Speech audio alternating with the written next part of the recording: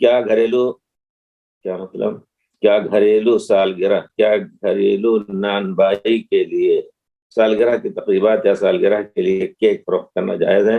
میں نے کسی کو کہتے سنا ہے کہ سالگرہ کافر کا تہوار۔ بے شک اول تو آپ نے جو سنا ہے وہی صحیح ہے۔ سالگرہ کا معنی میلاد منانا، عید میلاد، اور طریقہ جو ہوتا وہی کیوں نہیں جیسا۔ مشکل یہ ہے کہ انسان عجیب ہے، اور ہم مسلمان ہو کر کے اپنے کو ایسا مسکین سمجھتے ہیں کہ دوسروں کے پیچھے بچوں کی طرح ہو لیتے ہیں۔ دیکھا لوگوں کو کیسا کرتے ہیں اور اچھا لگا، کرنا شروع کر دیا۔ ہمیں تو ہر چیز کو دیکھنا ہے، لقد کان لکم فی رسول اللہ اسوۃ حسنہ، اور قوا انفسکم واہلیکم نارا، ان سب معنوں کو سامنے رکھ کر کے جو شریعت نے کیا ہے، کہا ہے، اسی کو ہمیں کرنا ہے اور کہنا ہے۔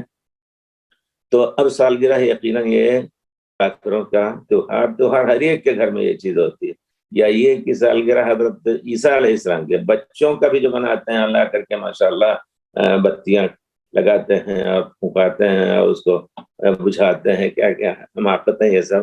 اس سے ہوتا کیا ہے؟ پیسہ ضائع ہوا، وقت ضائع ہوا، اور اللہ کی مخالفت ہوئی۔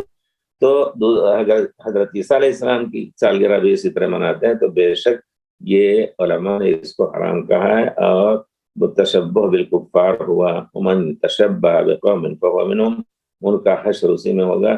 یہ معنی ظاہری طور پر ہے، یہ معنی ہے کہ واقعی اگر اس کو سمجھتا ہے کہ یہ حق ہے جو کچھ کر رہے ہیں، حضرت عیسیٰ علیہ السلام پیدا ہوئے اور پھر اللہ بنے اور سب کچھ، جو کچھ عقیدہ ان کا ہے وہ بھی کرتا ہے، تو کافر تو ہو ہی گیا۔